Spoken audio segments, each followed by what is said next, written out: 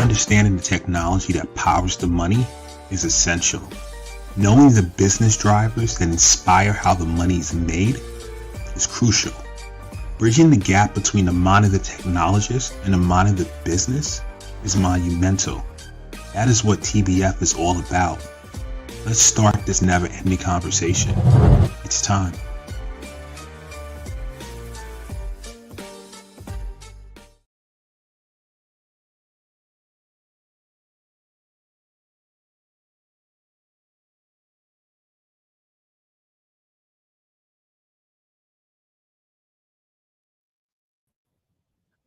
Welcome back to another episode of Tech Behind FinTech. I am extremely excited today. We are going to talk about what fake news and media manipulation mean for FinTech. Joining me is Molly Dwyer, Director of Insights at PeakMetrics. Molly, how are you doing today? Doing fantastic. How are you? Doing wonderful, actually. I'm just really excited about today's show. I've never really heard about like narrative intelligence, so I really want to dive in with you and learn more about it, and I'm sure my audience does too.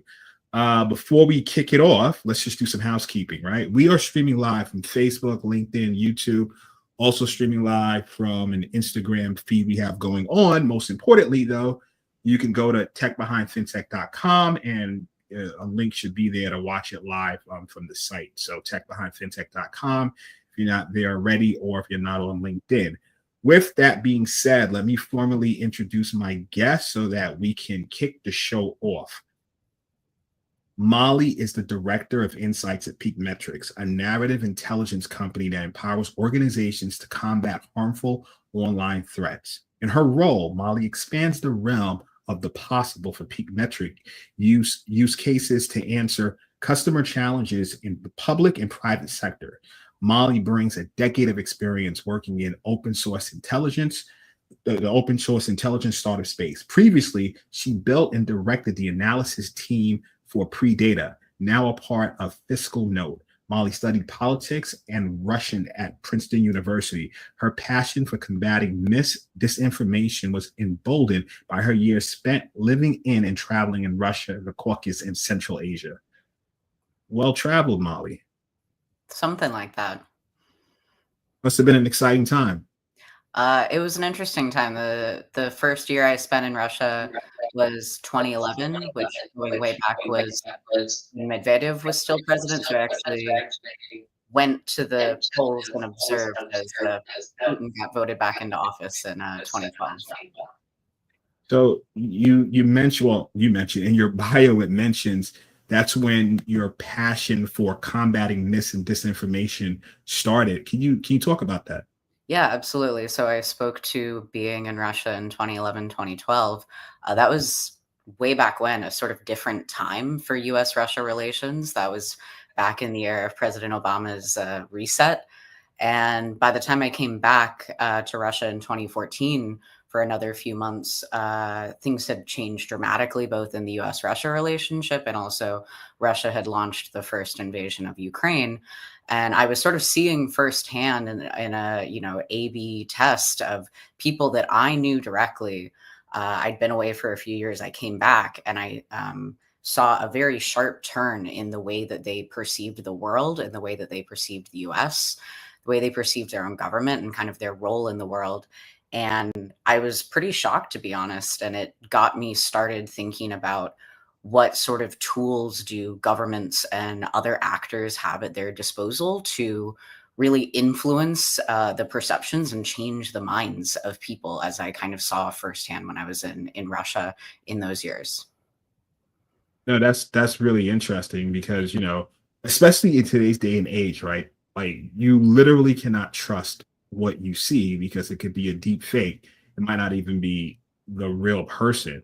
And, and I know people that are, quote unquote, well-educated, they worldly or whatever.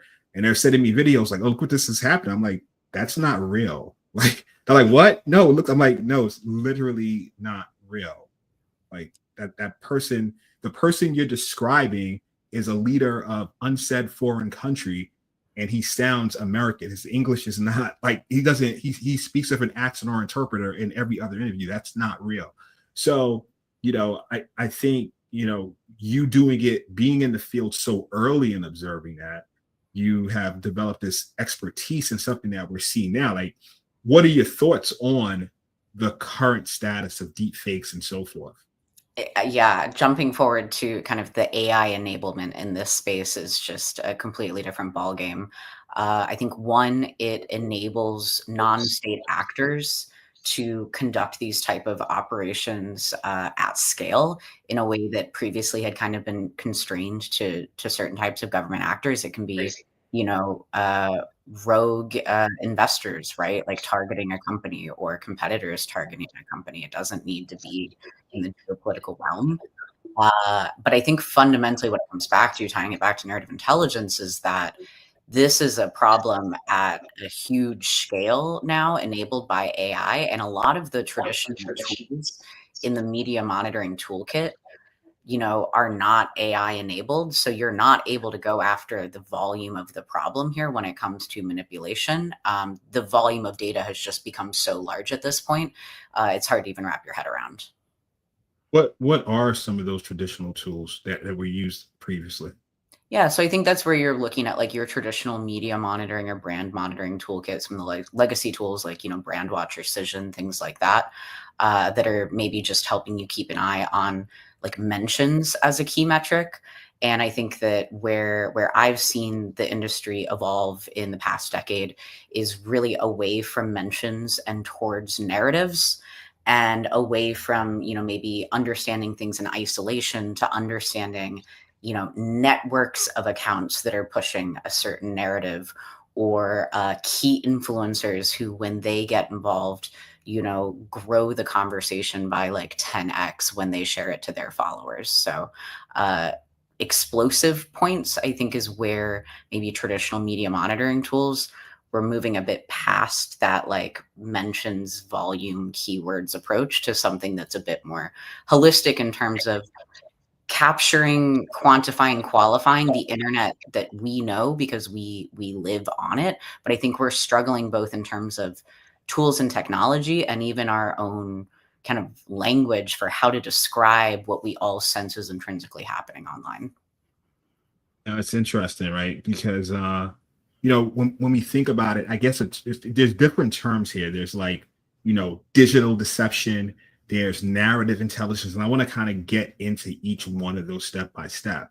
So you look at something like digital deception, and it now starts becoming an operational risk, right? So it's outside of PR, where we're thinking, in terms of legacy thinking, or just in general, fraud in terms of code compliance and things of that nature. So can you describe how it expanded? Like, now we're talking about impersonation, fake news, spoof tweets, and things of that nature. You talk Yeah, to I that. mean, I think everyone's probably familiar with, the fake Eli Lilly tweet that said insulin was free, right? That tanked the stock price.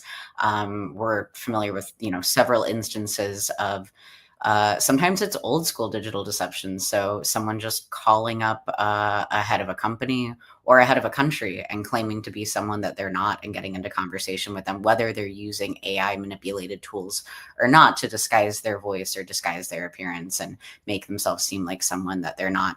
But sometimes this is where it falls into maybe a category of information that simply spirals out of control, that is not based on the facts. So you want to look at some of the corporate trends in the last year that may be affecting companies and people's portfolios. Rumors or claims that a company is needing to be boycotted because of a certain stance that really take off and get legs, and that may not even actually reflect the current stance of that company, but that information persists online and spirals into something where at that point you're not just trying to, claim that that's not actually the stance of the company, but now you're trying to shoot down a boycott that's targeting your company as well. That must be difficult to stop, because I mean, like the Eli Lilly one with the free insulin that you mentioned, right? I guess in terms of what happened, it was a tweet that was sent out. It said free insulin, and that impacted their stock price. So that was a material like a material risk right there. It's like it literally dropped their stock price just because of that one thing. What are some ways to get like ahead of that? I mean, in that case, a lot of that is on the platform. So that was, due to some changes in X's platform, where the verification badges have changed on us. The thing that we're traditionally used to looking for, the blue check mark, has changed. So part of it is for companies to understand what it means to be verified on different platforms, and to keep an eye out proactively for accounts that are impersonating your brand. So that's sort of getting ahead of the problem a little bit on the one hand. And then, once boom hits for you, it's a matter of having the right sort of team in place to escalate this to the C-suite, to escalate this to all other parts of the company, and understand who are the key influencers who are pushing this. Has this escalated beyond a certain group yet? For example, you may see a claim that is going to negatively impact your company, on more niche sites. And if you were to go address that through the company's, press releases on all of its main social platforms, you may inadvertently surface that claim to more people than who had been originally saying it in the first place, if it was somewhere a little bit more niche before that. So I think keeping an eye on which platforms it's on, how many people probably have eyes on it at that point, and then are there any key influencers who've spread that maybe you can work with to correct that information, to rally folks in your own network to start to overtake those false claims in terms of volume and setting the record straight. So, cybersecurity side of things, right? Just pure cyber. There's some type of might not be a full breach, but we say incident. So it might be an incident. Depending if it was a breach, something happened. So now we usually have something called like an incident response to those actions, right?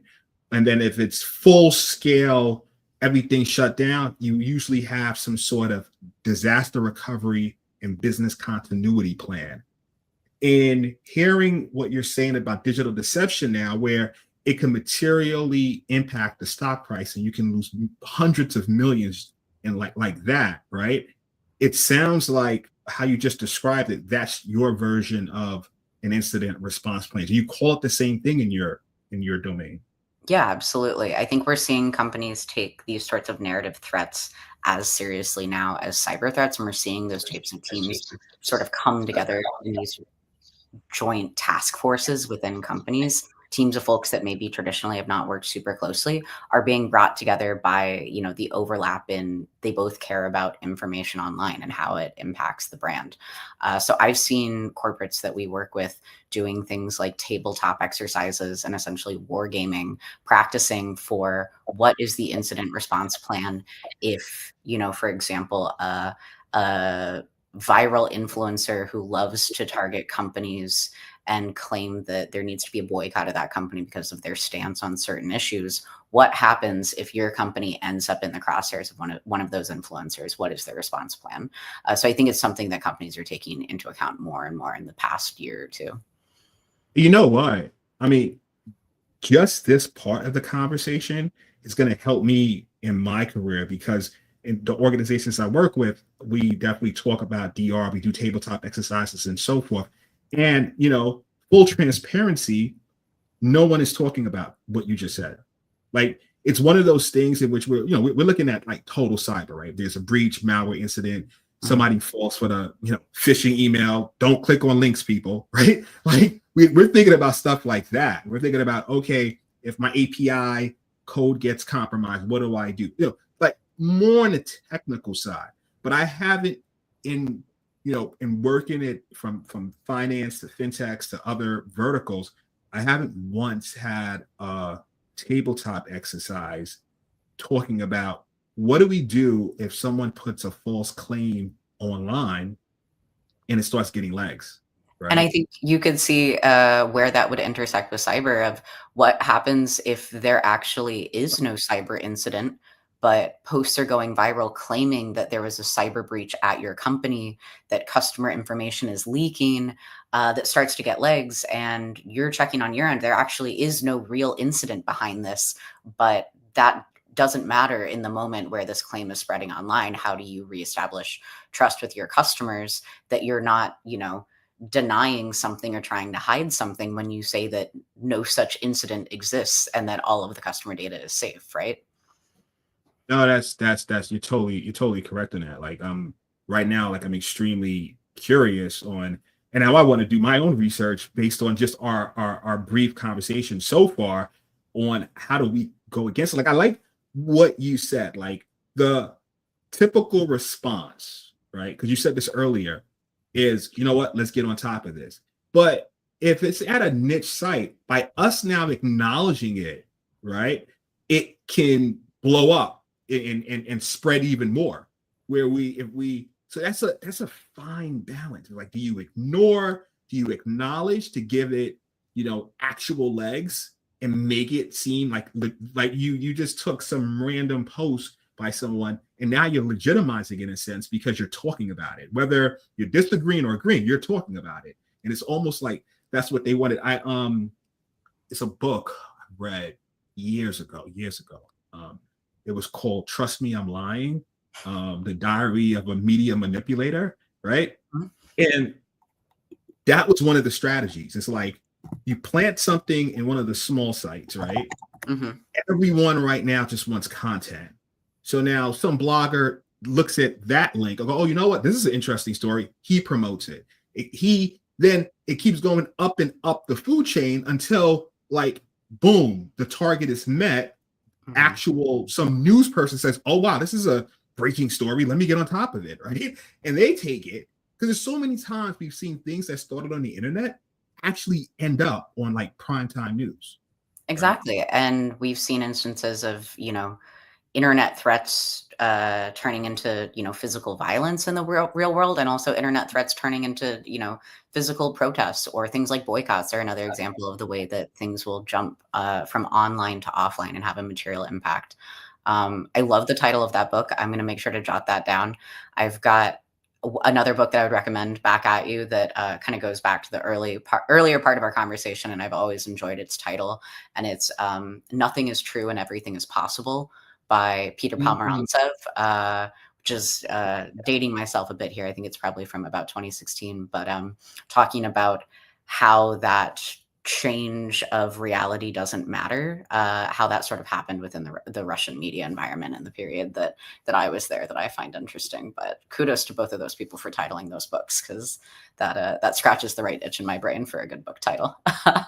And it's so funny how like the mind and memory works, because I have a good friend that's been on my show, like Renee Small, and we always, when we read that book, it like totally, the blinders were off. We were like, oh, wait a minute, like you can, like you see it in politics, business, like you're basically leveraging the media to push your own narrative without them even knowing that's what you're doing. Because, and what we're seeing now is the media, along with, it's weird. It's like you're looking at the media now, but it's all content. Like they want content.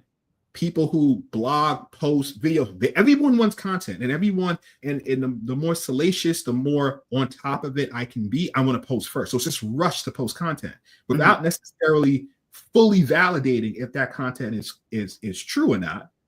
Absolutely. And that's open to your world now, right? Yeah, it reminds me, I'm going to badly quote a study, but something about Gen Z not quite understanding that journalism in its truest sense is not sponsored content.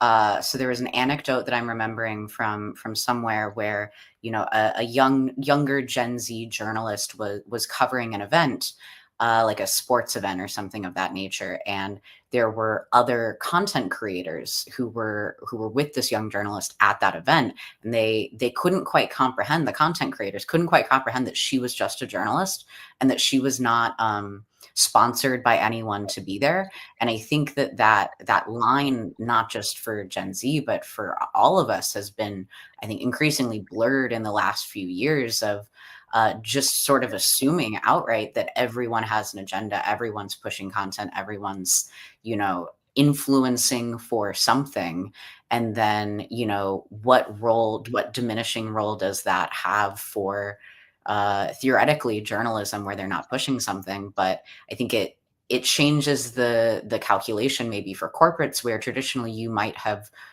tried to rectify a situation by putting out a press release, right? It's called press release for a reason. You're trying to leverage the press to get your information out there. And I think that the role of the press is changing in the modern information environment.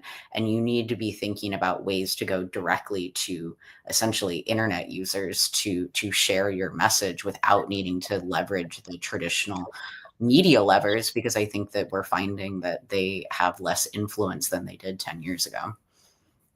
I totally see that. I mean, and you know, the strategy of those press releases is sometimes to get to your bloggers, because, you know, when you use some of those resources that allow you to put out the press release, it gets blasted everywhere. And now the media, but also content creators in general, they're seeing that if it's in their particular domain of the users that they talk to, they want to grab it and then write on it or repost. So, you know, and one of the scariest things in which a press release gets put out, it may not even be from the company itself, but it may be talking about the company, right? Mm-hmm. And it's legitimate because it's a press release and people will think, oh, it's official. No, you can pay a service, you put out some whatever story you want, and then, you know, that service will then blast it to like 1,000 news channels or, you know, social channels, and now it's out there. Mm-hmm. So, you know, it's very interesting. I want to talk about what's the term. So it's called a narrative threat. Is that the industry term in what we're talking about, in which you need to develop an incident response plan for narrative threats? Essentially. So I think I said this at the top of the program, but this industry is evolving out of traditional media monitoring.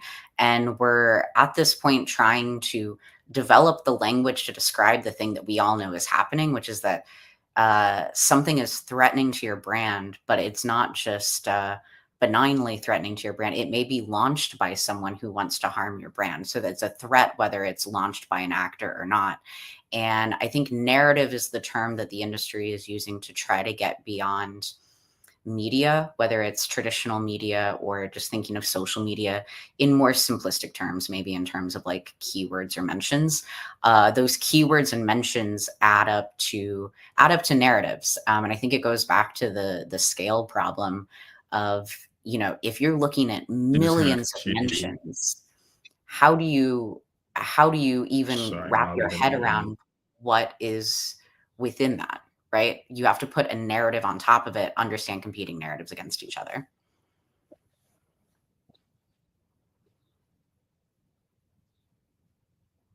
Yeah, I'm sorry, Maud. For a second while you was talking, I think I had some sort of connection issue. You're back now, 100%. It just went a little bit blank. So Yeah. I missed that last part. My apologies. I don't know what's in but yeah, no, I was following you. Let me talk to you and understand something. All right, so we're still on. The industry is definitely defining the language and the terms. For the purpose of this conversation, I'm just going to go with narrative threats.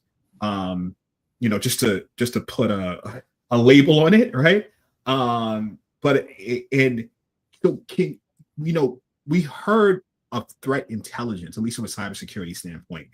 Can you describe the difference between threat intelligence and narrative intelligence? So I think threat intelligence is where we're traditionally seeing that in the cyberspace. And then threat intelligence is sitting a bit more on the side of PR teams. But if you think about it, they both have kind of kinetic or real world implications. And I think the line between both of them is getting a little bit blurrier. And I think it's requiring those different departments to work together more closely. So what I've frequently been seeing when we're entering into conversations with folks at various companies is that, you know, we might start by talking to someone on the cyber threat intelligence team who listens to what we're doing with narrative intelligence, is like, oh, I need to bring in my colleague from PR. I need to bring in my colleague from product, or vice versa. And I think the somewhat surprising thing is that oftentimes seems like the first time that these people are really substantively talking is when they're on a call with us trying to figure out how we can combat both sides of the threat for them. So I think it's maybe moving more in the corporate space a bit towards like what you see in terms of cross-functional teams on the government side. So, Intel talking to information operations, who's talking to public affairs, could be, the equivalent on the corporate side of, the brand reputation folks, the product folks talking to the public affairs folks who are, maybe talking to the cyber threat folks for the first time. No, I like what you said in terms of cross-functional teams. And, we see that a lot when these new type of threats surface or new technologies. I mean, even something from a total tech side in which, everyone's right now used to cloud services and so forth, right? But even in talking about that migration, I don't know, a decade ago or so, when you're going on from on-prem to cloud, right? You need a cross-functional team because there's different risk and stuff you got to account for, and you got to talk to the business about their data and so forth. So I can totally see now with this new type of threat arising, just based on the current paradigm we find ourselves in, right? You need that cross-functional team to look at it from those different perspectives and lend their expertise. So totally can see how that works. So okay, we got through the threat intelligence and the narrative intelligence. Can we jump into some like real world examples, and from your opinion, what could have been done to prevent those situations from happening? Yeah, so I can give you an example going back to, I believe this was about a year ago, spring of last year. There was this narrative that was taken off online, I think, in sort of that space that I've been talking about. Brands are increasingly concerned about being boycotted for their stance on certain social issues. There were a number of state attorneys general that were suing banks over claiming that they were deplatforming certain types of Christians from banking with those banks.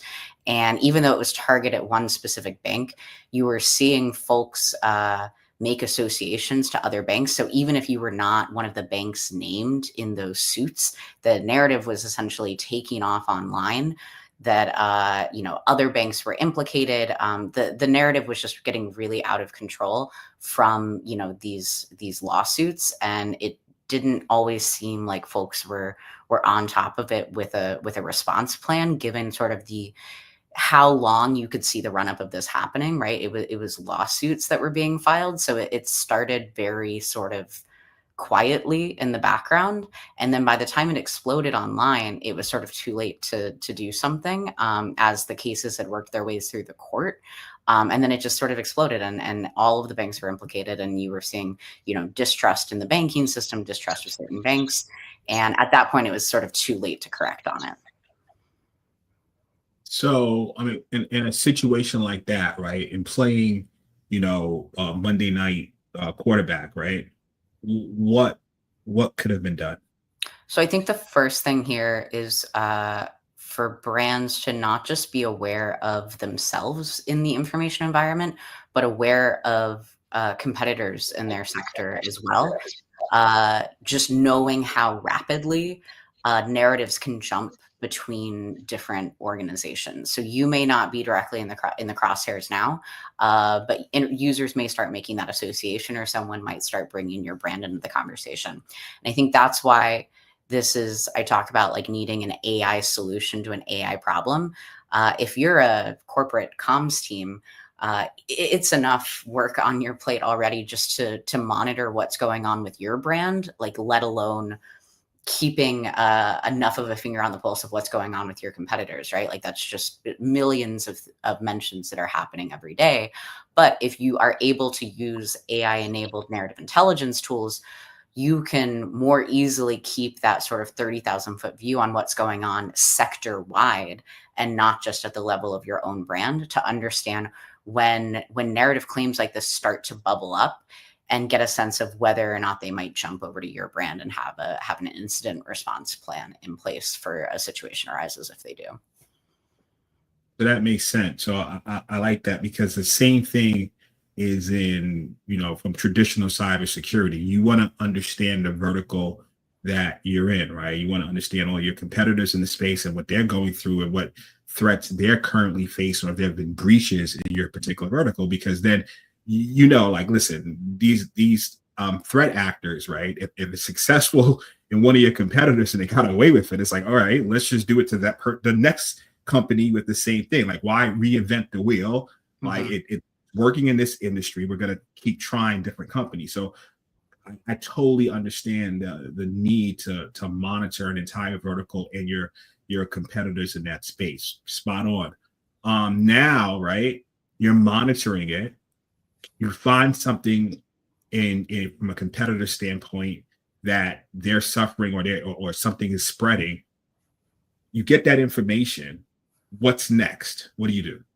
I think you have to try to take control of the narrative. So you need to understand, are there particular sub elements to it that are maybe not as unfavorable to your brand as others, right? You have to break it into component parts. So um, if you're being attacked for a stance on a certain social issue, but people are at the same time praising you for doing something else, drill into that bit where, you're trusted in the marketplace and you can lean into that. So I think breaking the narrative down into component parts, figuring out, are there certain elements there that can be leveraged? And then taking a look at the spaces that they're inhabiting. Do you want your plan to be trying to go head on and directly combat the narrative in those certain spaces? Or do you want to take your message to a broader group of the internet or society and make your case there? I think those are two different approaches that you would have to weight based on the reach of the initial narrative, sort of going back to what we were talking about of, which platforms is this taking off on? Do you want to counter it where it's at, or do you want to take the case, for example, to the press and try to get some like mainstream press headlines going on, so that when people outside that bubble hear about it for the first time, they're hearing about it from you, from a trusted source, and not from an influencer online, essentially. Is the concept to basically flood positive information so it can push the false information down? Is that the concept? Yeah, that's one of the levers that you can pull, or you can directly combat the unfavorable information. So one example may be that if we can tell you that you're in a heightened threat environment, that there's a lot of unfavorable content about your brand, and you're contemplating a new product launch, there's two sides of the coin there to weigh. Do you want to proceed with the product launch when the space is maybe a little bit more primed to be unfavorable, to try to, change the tone of the narrative? Do you want to try to like dominate the information space there? Or do you want to keep an eye on those unfavorable narratives, look to see if the velocity of them is starting to decrease and abate, and then once the space quiets a little bit, take that window to do your product launch and to enter into the space and flood the zone with positive, brand owned information? It's so much to combat. Is there a window? Like, sometimes they say, when something happens, the first 8 hours, the first 24 hours is a critical time period. Is there something like that in a narrative threat, like the first 68, 24? Like, is there like a window of time that's extremely critical? Yeah, I think you're looking at how short our attention spans are getting at this point. So I think it's really end of day. It's like we are like little fish, and our little brains reset each day, right? Like you're following the story of the day until a different story of the day takes over. And if you're looking to set the record straight, to get information out there, you have about a window until the end of that working day, essentially, to get your perspective out there, because our little fish brains are going to reset by tomorrow, and we're only going to stick with the version of the story that we got yesterday, right before we're distracted by the next shiny object on our feed. That is scary. The end of day doesn't really give you a lot of time. No, which is, I think, why you're needing to figure out these task force systems in place that enable you to have almost that like chain of command response up to the C-suite to get the decision out there.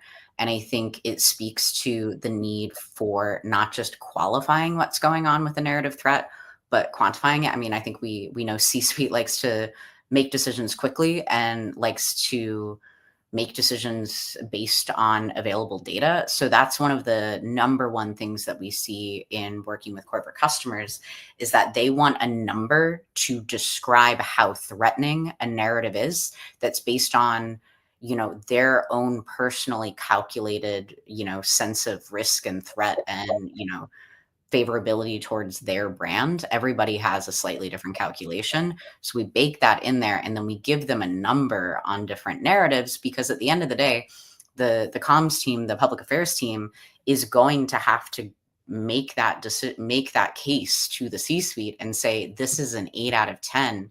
The last time we had something that was an 8 out of 10, we did this. I think it justifies this action. So that's a lot of where the metrics come in with narrative intelligence. Is it's one thing to say that something is happening, and it's a different thing to be able to put like a discrete quantifier on it that helps you make those decisions quickly when you really only have a few hours possibly to make that decision at that point in the day. That quantification, right? To quantify that risk level, what is it based on?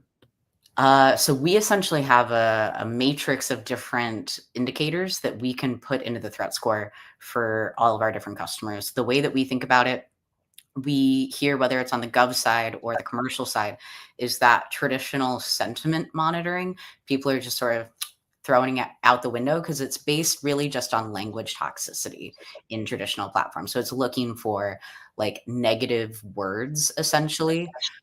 So someone could be using sort of very positive words to roundaboutly denigrate your company, and that may register as like a positive mention according to the traditional sentiment models that people are using. I think one of the most exciting applications of LLMs right now that we're seeing in our tool, in our space, is this ability to rapidly classify large sets of data according to prompts that are hyper specific to each of our customers.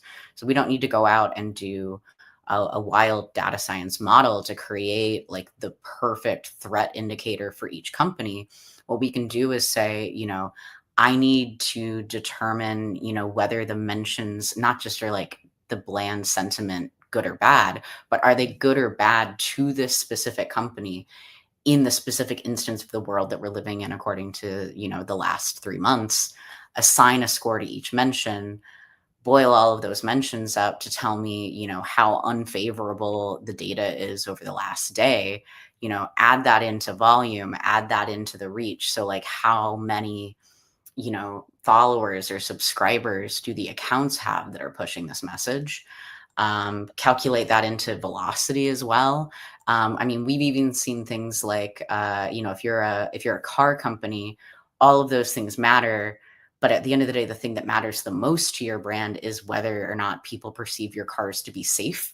So there are different reputational problems, but if it's a safety issue and you're a car company, your sense of risk around a narrative that has to do with safety is probably going to be ranked so much higher than another type of narrative threat you may have. So what we can do is layer in an additional, LLM feature, tagging features that, okay, if it involves any mentions of customer safety, again, that's going to be something that layers in that would raise your threat score.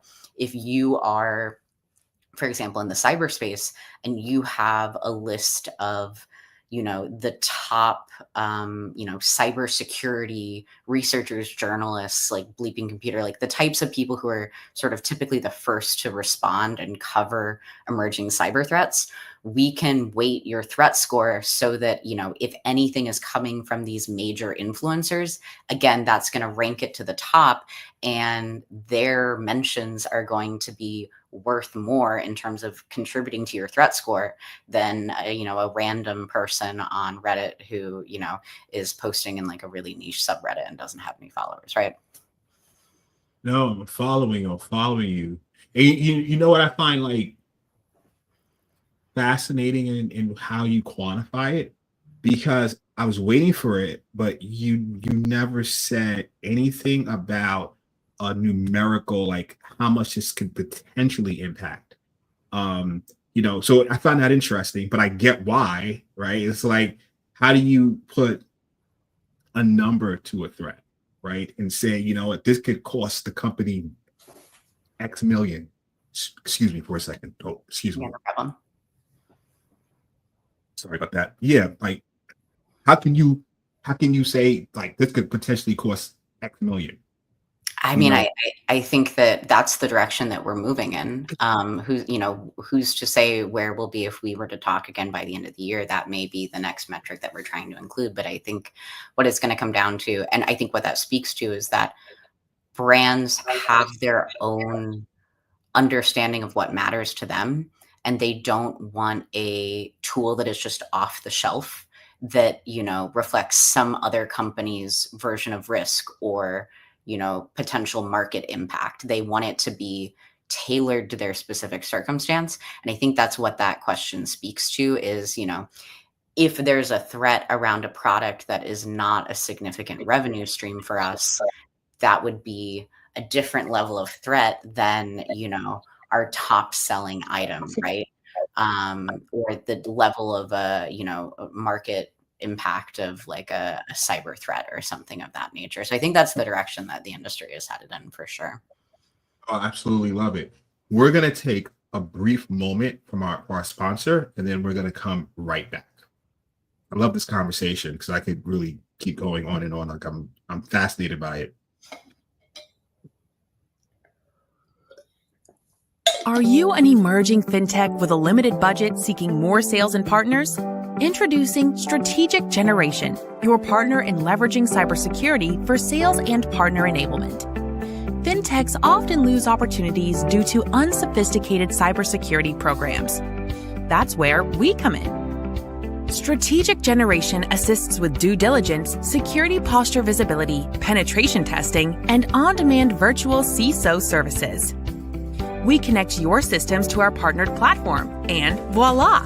Instant access to real-time diagnostics and compliance frameworks such as SOC 2 and PCI DSS. Gain the confidence of prospects and partners. Strengthen your cybersecurity program and drive success. Stop losing deals due to cybersecurity.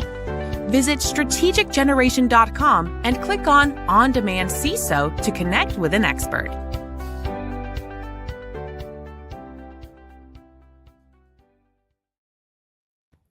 Just like that, we are back.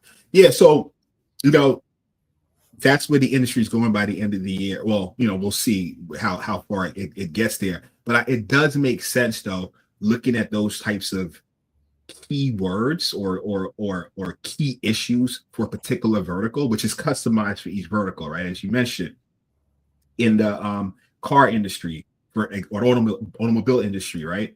Safety is huge, right? No one wants to get into a crash.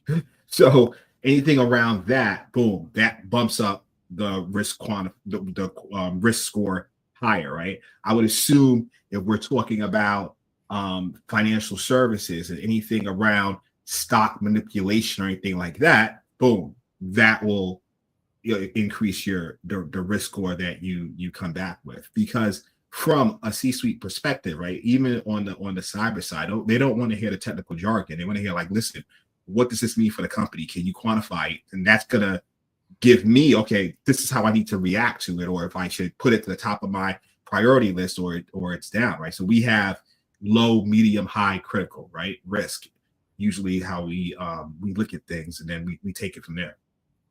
Yeah, absolutely. I think each industry has their big tripwires, with the big red do not touch sign. And I think they want to know the minute that something happens with one of those. I think that's another trend that I've been seeing in the space is around people's tolerance for notifications. So there's this desire for really flexible frameworks to be notified of threatening narratives that are emerging, in the sense of, I want to get a daily or a weekly snapshot of all of these broader things that I just want to monitor.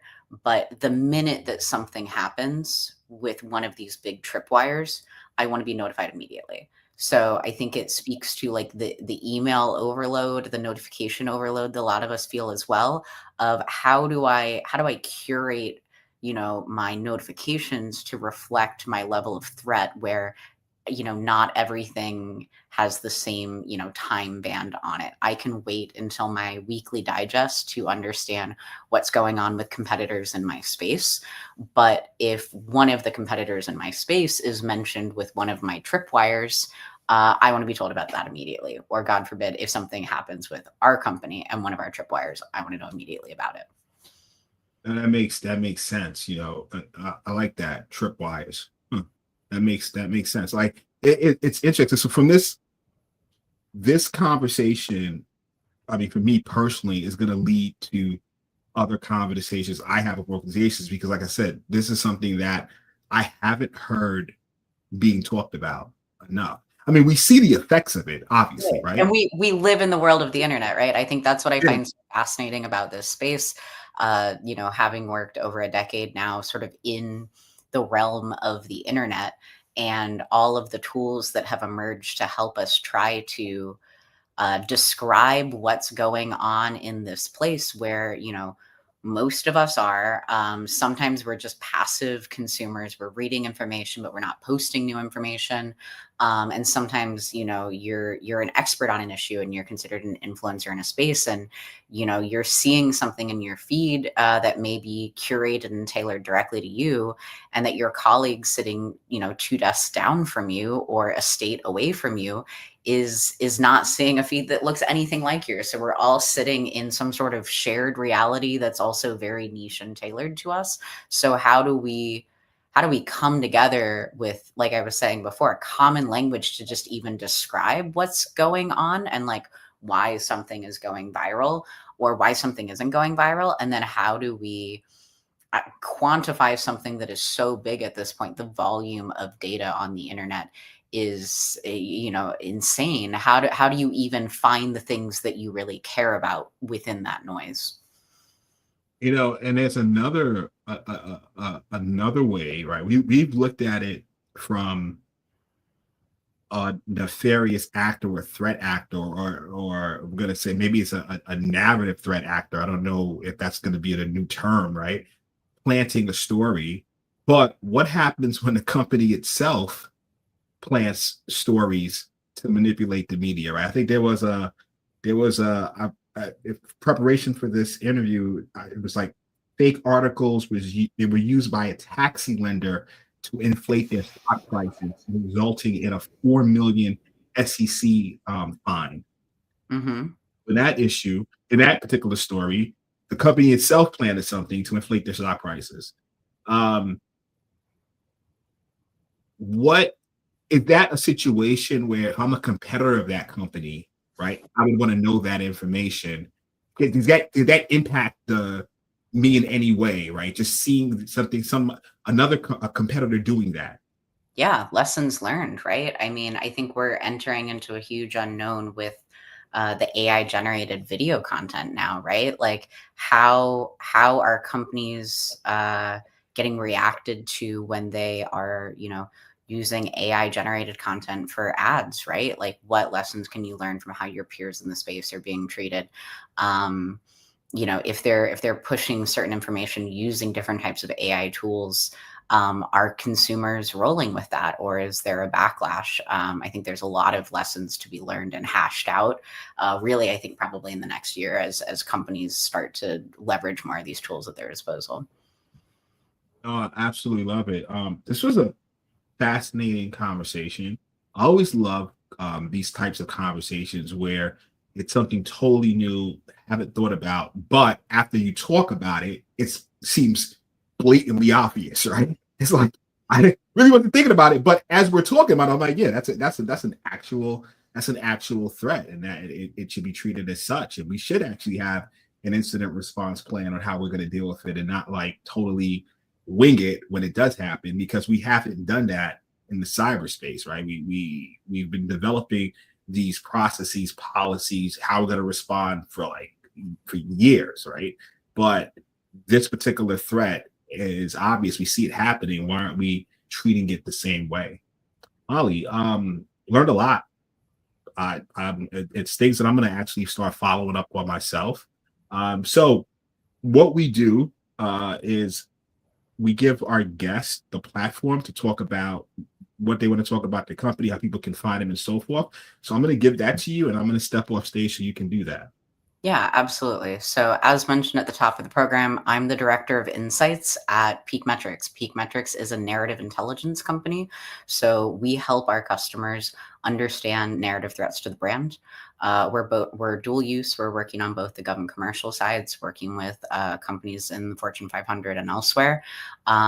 It's a small company, and I think we're moving in the right direction when it comes with the growth from AI. So, I think the basic bit here is that AI generated content is driving up the volume of content online. The volume problem is too big for the traditional toolkit of media monitoring tools. We know that the sizes of these teams is not necessarily growing at pace as the volume of content grows. So where we come in as a tool is to help teams be more effective and more efficient. We know that humans are really good at doing certain types of problems and solving certain types of problems. We want to come in with an AI-enabled solution, what is essentially now an AI problem. So we want to be there to help you understand all of the volume of mentions online. As I said, whether it's about your company, your executives, your products, or peers in your space, competitors in your space, things in the sector. How are regulators talking about your sector, for instance? All of that is made possible, that volume of information, because we are scaling it using AI to, an amount that is digestible for a human. And then, as I said before, we're putting a number on it to help you make the case to the C-suite about what is the path forward to take here. So that threat score is going to be able to be curated and reflect really what matters to you as a company, whether there are certain tripwires for key things in your industry that you always want to know about immediately, whether there are certain influencers in your sector that you know are going to have an outsized weight if they lean into the conversation and mention your brand. All of that is flexible frameworks that are developing kind of as we go. I think I'm really interested to see where the space ends up. As you were saying before, 6 months from now, are we going to have, a numerical number assigned to the dollar threat to a company? I think that's where the space is moving. So that's a bit of a background on PeakMetrics and sort of what we're looking to solve for in this industry. But as a whole, I'm just a consumer of the internet and wanting to quantify everything on it. So back over to you. That's the picture there. Thank you very much. Very informative. Really appreciate your time today and diving into narrative intelligence. Like I said, I took a lot out from this conversation that I'm going to leverage.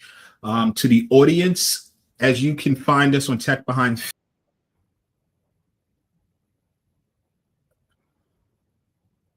going off stage back and forth. All right, you can find us at Tech Behind FinTech.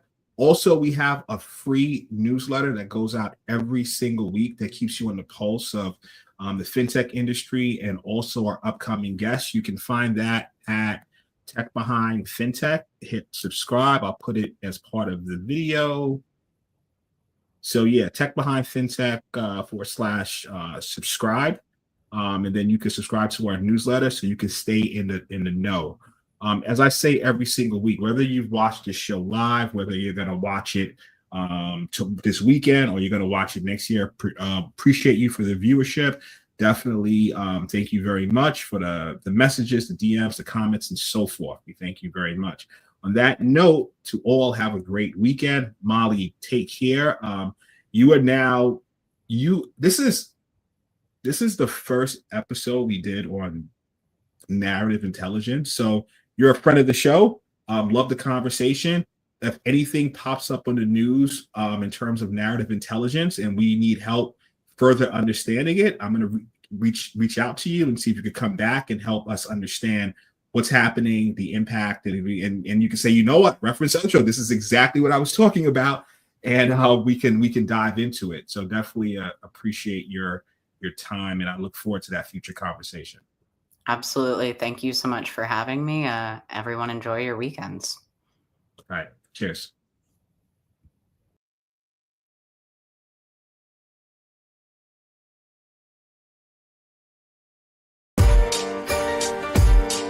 Understanding the technology that powers the money is essential.